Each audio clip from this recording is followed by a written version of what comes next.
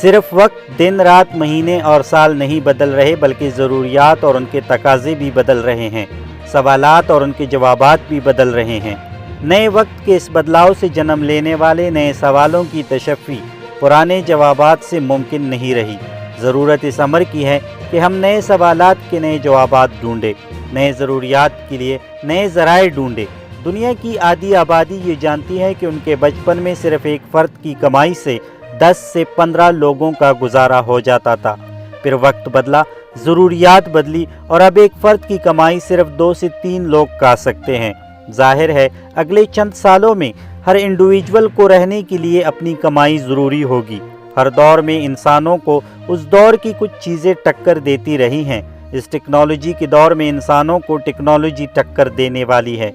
میکنسی global institute کے مطابق 2030 تک 80 کروڑ نوکریاں انسانوں کی ہاتھ سے پھسل کر روبوٹس کے ہاتھ آ جائے گی۔ جہاں نوکریوں کی ضرورت بڑھ رہی ہے وہاں نوکریوں کے کم پڑنے سے یقیناً مشکلات بڑھ جائیں گی۔ بہت سارے لوگ اپنی جاب سے ہاتھ دھو بیٹھیں گے، لیکن یہ ویڈیو آپ کو ڈرانے کے لیے نہیں بلکہ سمجھانے کے لیے ہے کہ کس طرح آپ نئے وقت کے نئے تقاضوں کو سمجھ کر اپنی نوکری اور اپنا مستقبل بچا سکتے ہیں۔ یہ ویڈیو آپ کے بچوں کے متعلق بھی ہے کہ کس طرح آپ ان کو ان کے وقت کے تقاضوں کے مطابق تیار کر سکتے ہیں یا پھر انہیں انگریزی اسکول بھیج کر صرف بابو بنانا چاہتے ہیں۔ میکنسی گلوبل انسٹیٹیوٹ کے مطابق 2030 تک 80 کروڑ نوکریاں انسانوں کے ہاتھ سے نکل کر روبوٹس کے ہاتھ آ جائے گی۔ دنیا کے بہت ساری فیکٹریوں میں جہاں ہزاروں انسان کام کیا کرتے تھے، روبوٹس کے آنے سے وہاں انسانی ملازمتیں تقریباً ختم ہو گئی ہیں۔ پہلی کی نسبت اب فیکٹریوں میں انسانوں کے لیے صرف انتظامی امور، ریپیئرنگ یعنی مرمتی کا کام اور ڈرائیونگ کی جاب ہی رہ گئی ہیں۔ دنیا کے تمام ترقی یافتہ ممالک کی 70% ڈرائیونگ یا ٹیکسی کی جاب غریب ممالک سے آنے والے لوگوں کی ہیں، لیکن اب تیزی سے آٹو ڈرائیونگ اور ڈرائیونگ روبوٹس کی وجہ سے یہ جابز بھی 2030 تک مکمل طور پر انسانوں کے ہاتھوں سے چلی جائے گی۔ مختلف شاپنگ مالز اور دکانوں کی نوکریاں بھی انسان کی جگہ اب روبوٹس کریں گے۔ اس سلسلے میں ایمیزون نے ایسے دکان اور شاپنگ مالز متعارف کرا دیے ہیں جہاں کوئی انسان نہیں ہوگا، بلکہ ان کی جگہ مختلف روبوٹس اور کیمرے یہ کام کریں گے۔ آپ شاپنگ مال جا کر جو خریداری کریں گے، آپ کو اس کی تمام تفصیلات اور ٹوٹل رقم کا میسج آپ کے موبائل پر موصول ہو جائے گا اور آپ وہاں سے پیمنٹ بھی کریں گے۔ گھریلو ملازمین کی جگہ اب گھروں کی صفائی کے لیے بھی آرٹیفیشل انٹیلیجنس کے حامل روبوٹس، جنہیں ویکیوم کلینرز بھی کہا جاتا ہے، آ چکے ہیں۔ کوکنگ سے متعلقہ ایسی مشینیں بھی آ چکی ہیں جو خودکار طریقے سے کوکنگ کرتی ہیں۔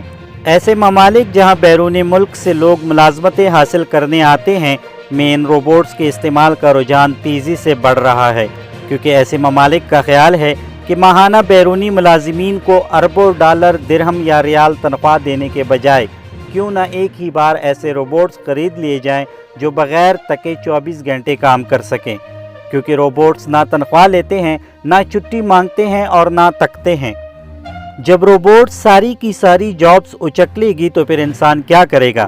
فکر نہ کریں، انسان کو وہی چیزیں اٹھائے گی اور ممتاز کرے گی جس چیز کی وجہ سے اللہ نے فرشتوں کو حضرت انسان کو سجدے کا حکم دیا تھا، انسان کا علم، عقل اور اس کی تخلیقی صلاحیتیں۔